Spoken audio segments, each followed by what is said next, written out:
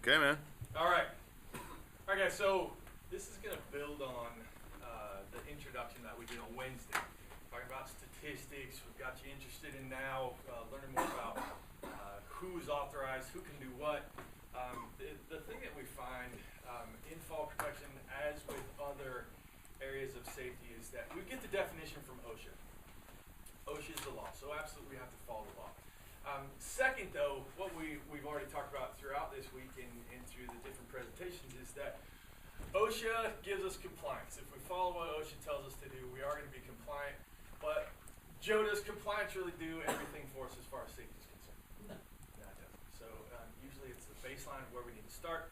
We want to do more for our employees and make sure that we're doing everything we can to provide them with that safe work environment, which is our responsibility to take care of our employees. So we'll talk about the OSHA definitions of who's authorized to do what, who's a competent person, who's a qualified person, but then we're going to break it down a little bit further and see really what it is that we're talking about. So who can do what on the job site? Does OSHA tell us specifically what a person can or can't do on the job site? Susie, you're shaking your head. Who makes that determination? The employer. Absolutely. Okay. So what does that tell us that we have to have prior to every job site or prior to every work site starting? Plan. If the we have to have a plan. Okay. That plan is the safety plan. And what does that encompass? Just because we have a fall protection plan, does that mean that we're encompassing everything for safety? No.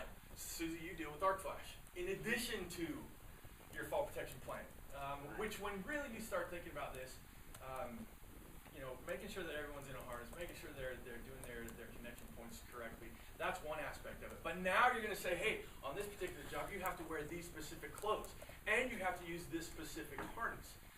What is people's reaction to that?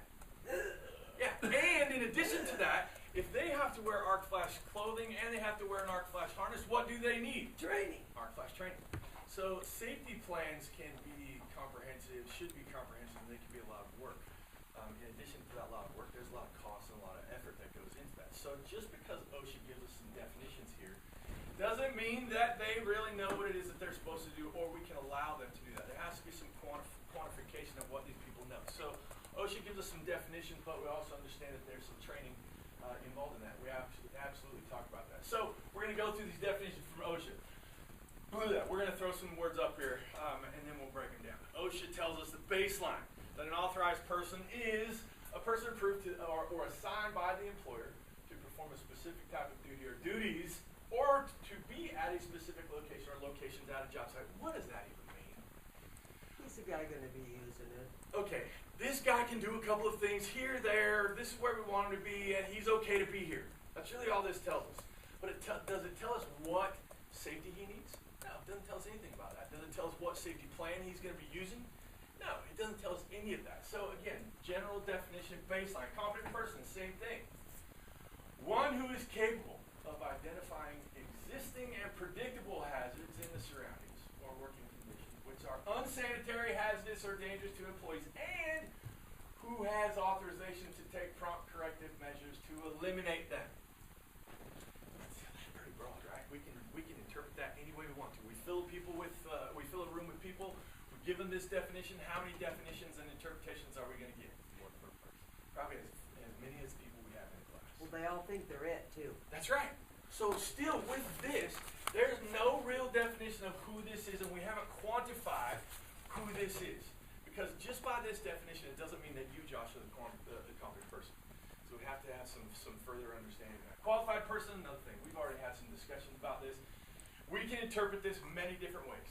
Of who actually is, what it takes to be the qualified person, what education do they need, based on their education, do they actually have experience? Because really someone with a master's degree or a PhD does not necessarily mean that they understand this task at all. Their education shows that they do, but we want them to have some work experience, and that really does give us some different definitions. So again, just like other aspects of safety, arc flash, we have OSHA. OSHA gives us the definitions. NFPA gives us how do we really comply with what OSHA is telling us to do. ANSI gives us further information on top of what OSHA tells us to do. So we go through these definitions again. Pretty much the same thing here for the qualified person or the authorized person, because who is the authorized person? The end user. He's your guy doing the work. Okay, so we really want him to understand understand, yes, you're the end user. You're going to be doing the work. But still, we want you to have some training. What does he need to be trained in? How to do his job. Okay, so we may be task qualifying this person. He may have gone through some type of apprentice program. All depends. But we need to quantify that. And here we're going to give him some specific information. This is where we want you to be. These are the hazards that you're going to be exposed to. Fall hazards, okay? Specific to fall protection. Where the OSHA definition didn't give us any information on that. So now, if we know that he's going to be working and exposed to the hazards of falls, what do we have to have? Ronnie, you mentioned it. We have to have a plan. We have to have a specific fall protection plan for this person because he is going to be exposed to the hazards of fall. So obviously we need to have some training other than his on-the-job training. Because number one, we need him to understand how to do his job, but we need to understand what the hazards are and how to protect him from those hazards. Yes, Ms. Greg, is in this whole plan, does OSHA tell me what exactly has to be covered in my plan? We don't get so much of that from OSHA, We don't. but we will cover that. All I right. will Who absolutely do cover we that. get it from then? We get it from ANSI. ANSI is the one that's really giving us the specifics on what it is that we need to do for that plan. All right. So we are definitely going to cover that. So we know now that the authorized person is going to do some work. That is going to expose him to specific hazards. And so we need to have a plan for those hazards because this is what it looks like. We want to make sure that we, number one, identify the hazards. Identifying the hazards is only part of it. Okay? What really good is it if I can go to you and say, Josh, you're going to work here. Here's the leading edge. Be careful. Doesn't do us a whole lot of good, does it? So what do we need in addition to identifying the hazards? What do we need? Training. Okay, we need to know how to avoid those hazards. Number one, we want to eliminate it. First thing usually people think is, hey, I have hazards on the job site. Just give me PPE. Where in the scheme of a safety program should PPE fit in? Very last, okay? Because what we want to do is engineer everything out of the job site that we can first. If we can eliminate the majority of the hazards, then we don't need PPE because we've eliminated those hazards. At the end, the hazards that we cannot eliminate, that we will be exposed to, then we talk PPE. What are we going to use to protect us from those hazards? So, authorized person is the end user. Competent person. Look at this definition. Boom! I'm going to barf all over the board. Okay, all of this. Don't try to read this. We'll break it down a little bit further. Okay, so who is the competent person? He's going to be the on-site guy. He's going to be the one that's really managing the fall protection plan that the employer initiates. Because who ultimately is responsible for all the employees on the job site? Employer. The employer. Okay, but the employer is not the one that's coming up with the fall protection plans. The employer is the one that signed his name on the check. The employer is responsible for your safety. But we need other people that really understand how to identify these hazards and provide a plan to avoid these hazards. That's the competent person. Responsibilities for the competent person. Immediate supervision of authorized workers. So who's validating that these authorized workers understand what it is that they're doing and can actually do the job that they're supposed to do? Competent person. Okay, so there's more really than what it is that we're looking at. Implementation and monitoring of an employer's managed fall protection plan. So now again, we see that we're talking about specifically fall protection and a plan that has to be instituted to protect the people that are on the job site. So a competent person has lots to do. On-site manager who by authority of the employer is to supervise the authorized workers and the managed fall protection plan. So before we even get back to who the qualified person is, we have other things that the competent person is responsible for. Same with the OSHA definition. We're going to identify, we're going to evaluate, we're going to monitor, we want to eliminate also the hazards that we can, but also authority from the employer to take prompt corrective action if needed. Ronnie, what's prompt corrective action? Right now. Right now. If I see it, I'm going to take care of it right now. No questions asked. And that's some of the problem that we have on job sites. Too many job sites, they don't have someone that's doing this when they need to do it. And so we let people get away with it. We let people get away with it. They become complacent with the way that they work. It gets not enforced. How many job sites have 100% compliance? None. No, they don't. Because people just don't think about it. They think they don't need it. They think, hey, I can do this real quick. It's not going to affect me. There's all kinds of reasons for that. But this competent person is the one that hopefully is eliminating those issues. They're the ones that are on the job site. They're the ones that are managing the employees, the authorized workers, and making sure that they're doing what they're supposed to. Because we already looked at the statistics. On Wednesday, we looked at those statistics. Worldwide, injuries, illnesses cost us how much? You guys remember? Billions. Trillions. Trillions. In the trillions of dollars. I can't think that Right. way. I know, it's ridiculous, isn't it? So we want to avoid that.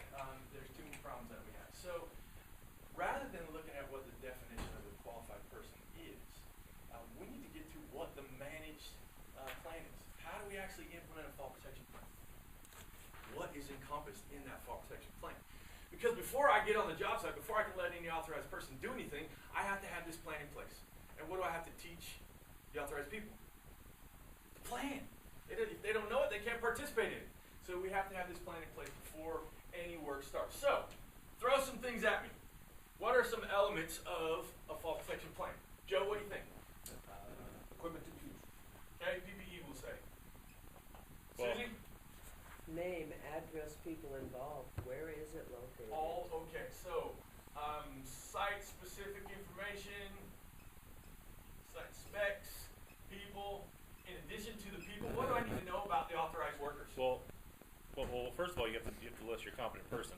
Okay. If that competent person's, you got to know who that guy is that's running that thing.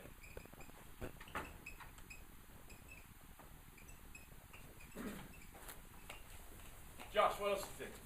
Identified hazards. Okay, big. And what are we doing? Training. Okay, these are all things, absolutely. They're all elements of it.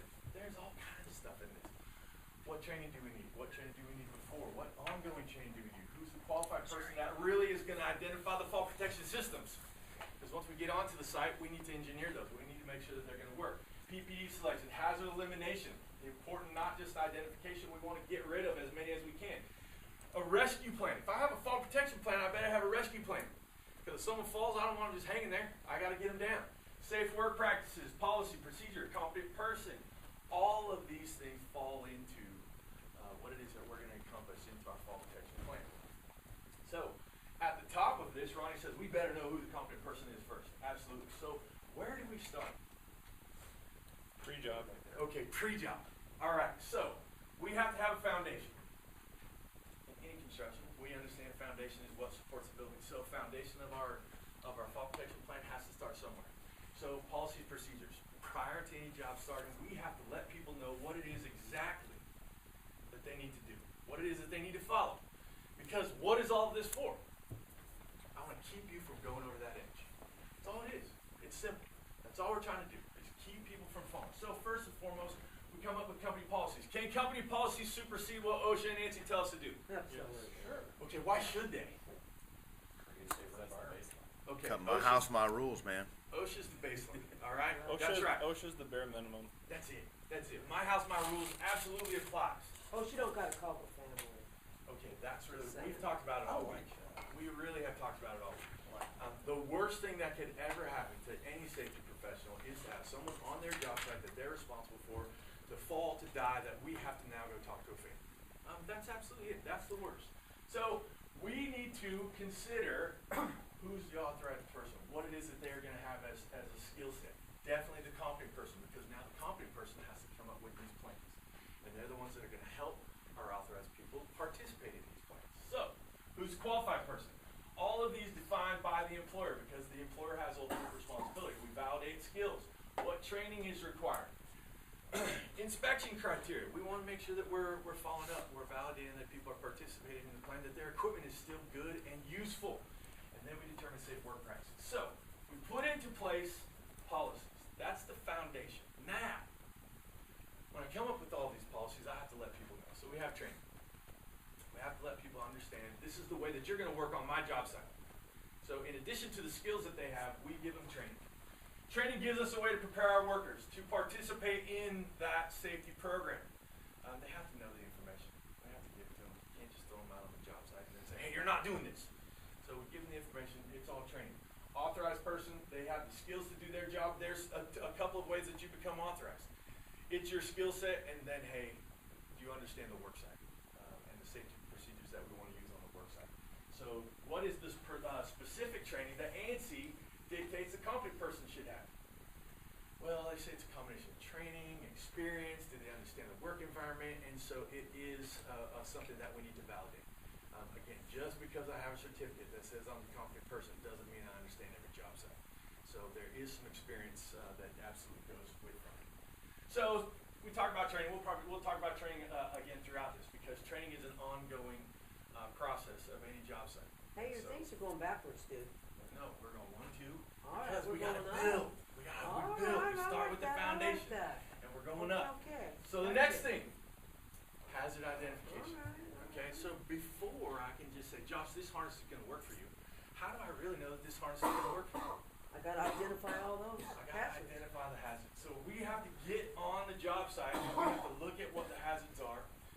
We engineer what we can to eliminate some of the hazards, and then whatever's left over, that's what we have to provide PPE for. So hazard identification is key in all this. And not just so, hey, we can say this is there. We really want to see what we can eliminate before we put people on the job site, because that's our responsibility, first and foremost. So Can I ask one more question? Yes, ma'am. You can So if ask I've me as you want. identified the hazards, I've mitigated everything, and I do not have to have somebody in PPE, do I still need a plan? Absolutely. Yeah. Absolutely. Because what are we really talking about? I can have the most detailed plan, and we have accidents. Because there are some things that we can't control. That's a big thing. There are aspects of any job site that we can have some control over. But then there's always going to be those things that are uncontrollable. We do have one thing that we can control 100% of the time. What is that? Us. The decisions that you make. If you make good decisions, hopefully that sets in course of action good results. But at any given time, we've all made some questionable decisions. When we make bad decisions, that sets in course of action questionable results. We can't control those results. So we need to make sure that, yes, even though PPE may not always be required, we still have to have a plan. Because we need to be able to account for those accidents. So that's a great question. So we identify the hazards. After that, what we can't control, we have PPE. We make the decision on PPE. Now, who in the job site is making that decision on PPE? Just because you have a comfortable harness, you have things that you've used over the other jobs that you've been on, you bring that to the job site. Is it good for this job site? Can be. Maybe. Can I don't be. know. So who's making that decision? Competent person. Competent person. Okay, so that's where the competent person is giving us direction. That's part of the plan. So once the hazards have been identified, then the competent person makes the decision on fall protection, PPE, what should be used by the workers. Who maybe has to help in the design of that system? Qualified person. Qualified person. Because there are going to be some times that it needs to be certified. We need that stamp on it. And so then our qualified person is helping us design that system, come up with the plan, and we use the specifications that the qualified person gives us on that design. So definitely part of what it is that we're working on. So we've got our PPE. After PPE, what do we think comes next? System. Or training. Because once I decide on the PPE, how do I know everybody understands how to use it? Okay, like I said, you've got a bucket of PPE that you've used at just different job sites. Bring it onto the job site. Hey, okay, yes, you can use this, you can use this, you can use this. But I pull out this new piece of PPE. You've never seen this. I hand it to you and I say, Josh, we need to use this. That's going to be your anchor point. Everybody's awake now. If you've never seen that, what do you have to do? I've never seen that. You How do I use bring it? it to the competent person's attention. That's right. You've got to speak up. Tell the competent person, hey, I've never seen that before. Tell me how this works. And that's where we have ongoing training. We've got all kinds of things that we can use for a fall protection system. We are not certain that when we hand someone a piece of equipment that they have any idea that it works. And so that's where it comes back to the validation of skills, validation of training. If they don't know that they can, if I'm the competent person, if I'm not approachable, what am I doing to my employees? You're not doing your due I'm putting them diligence. in danger. Yeah. I'm impeding what it is that I'm supposed to be doing as a safety manager on that job site. So we have to let our employees know, we have to let the authorized workers know that, hey, if I hand you a piece of new harness, you know how it fits. You know how to make it fit and work specifically for you. If you've been using a specific set of PPE, if you're not familiar with it, we need to do retraining. So training is an ongoing process. It's never going to stop. It's always going to be part of what it is that we do for our job. So we're getting closer to the topic here. Site-specific fall protection plan. Okay, now, we've identified the hazards, we've gone through training. Before I really can set people loose, I need to have a fall protection plan specific to that site. Because it gives us everything that we've already talked about. It's going to go through training. It's going to go how we validate people, how we can put them on the job site. Talking about the hazards already. Hey, I need to let everybody know this is what we can't control. Here's our plan for that. So, what's on the site-specific fall protection plan? Susie, you've got plans, you developed plans. Got What it do we right have here. to include in that plan? We're gonna have methods for providing overhead protection for our workers. We're gonna Alright. have methods for prompt, safe removal of the injured worker. We also are required to have, prior to that, identify all the hazards in that work area, and what are the methods for fall arrest, fall restraint, or elimination of that hazard. Awesome. It's close.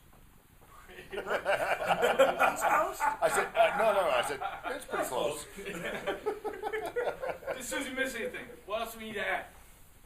Comment section to write in your plan or picture that you're gonna send us, so we Okay. can make sure it's right. Absolutely. Who's validating all that? Okay. Well, Who's there's responsible for that? Well, who's responsible for it? Who's validating the plan? The competent person. Competent Okay, person. competent person. If we need to, we go to the qualified person. Who's ultimately going to sign off on that plan?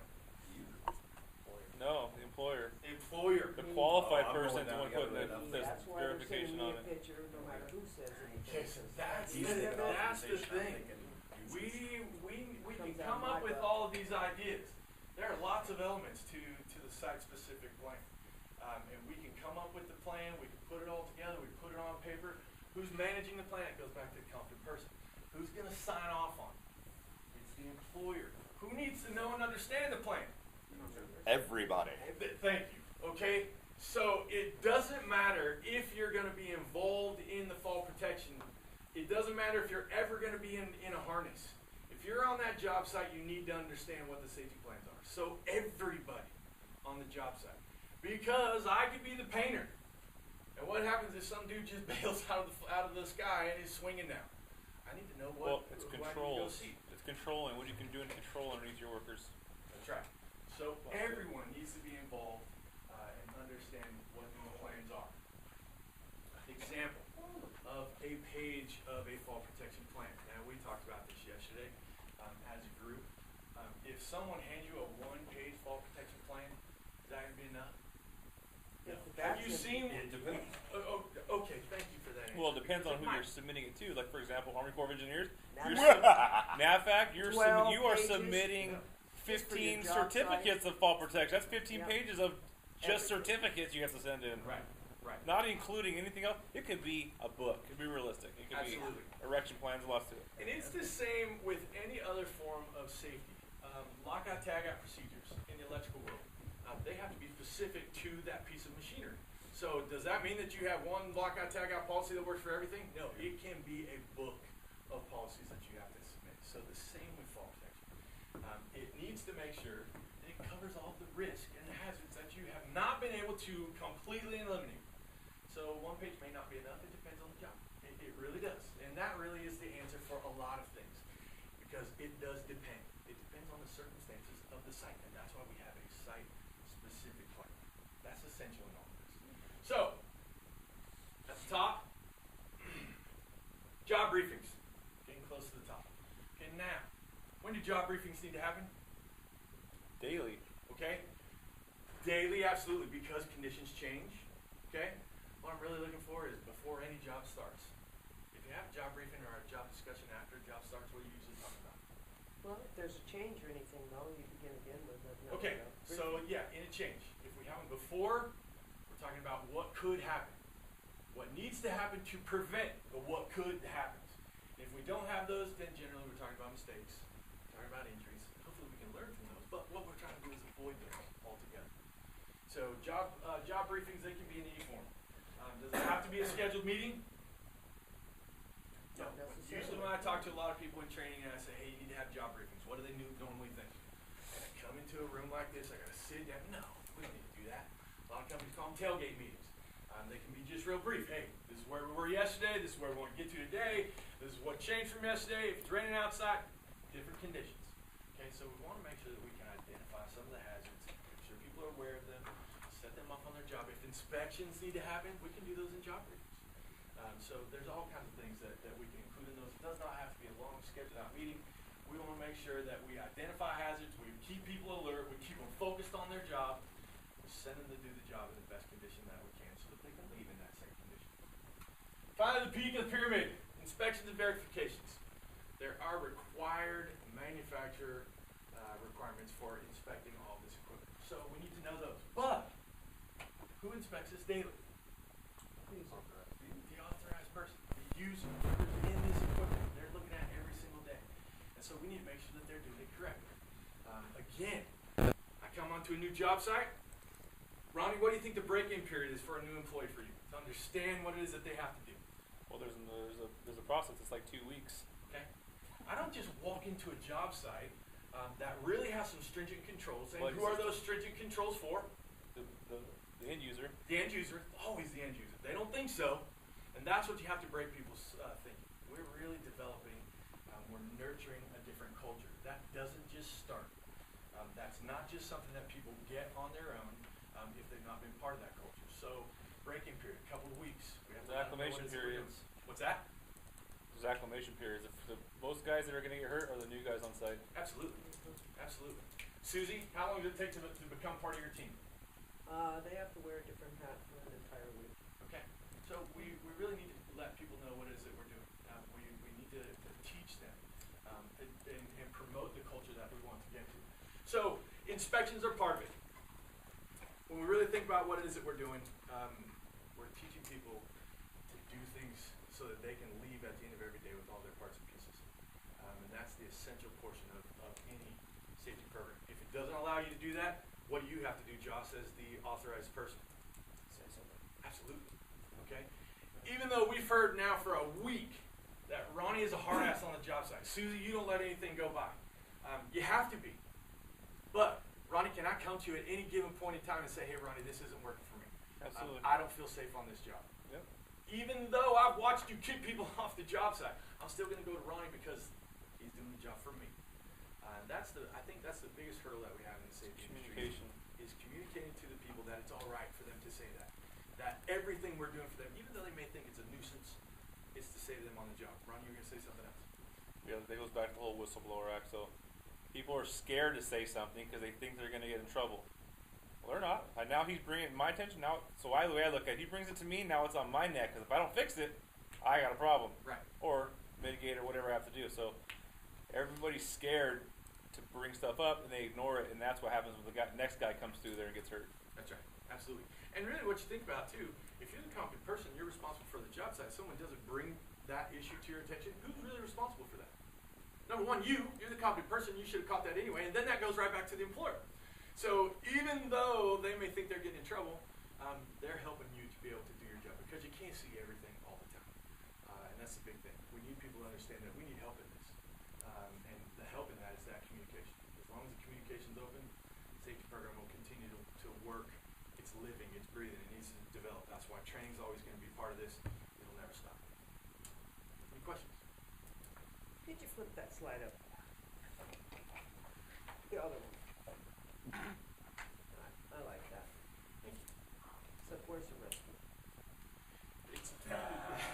That's right. I can only pick 8 things because that's the only levels that I had for the pyramid. So we'll just throw the rescue one out? No, it's part of the plan. Okay. Site-specific plan. Okay. Huh? See, you can't fluster him. You did good. Try as you Nicely done. Is he within the time limit, sir?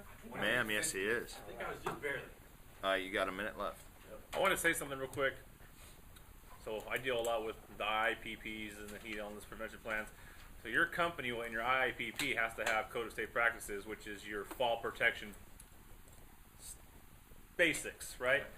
So not to be confused, that is not a site-specific fall protection plan. Now you have it for like your general things, which is very vague. I mean, it's almost the OSHA standards, where your IPP is just, everybody has to have it, has time to be trained in it, and then your site-specific plan is something where you're like bumping it up. It is. And For your specific employees, or for the specific employees and things. I've dealt with tons of electrical contractors where they've got a book of policy. That's not their specific plan for Right, their right. site, so absolutely. They're not Policy sure versus their procedure. specific That's it. plan. That's it. Right. Guys, I gotta tell you, Right. I was nervous as heck about this one. It's good. It was only 15 minutes longer than the last one. No, I know, but it's new information for me. At the time, I can speak to people for hours. I don't care about. I can be in front of people and talk to them for I see hours. That that's part doesn't great. bother me. Learning and pushing has been good for me this week because for 7 years the arc flash stuff, You Got 'em. I dreamed that. So this has been really cool. Critiques. You're still recording.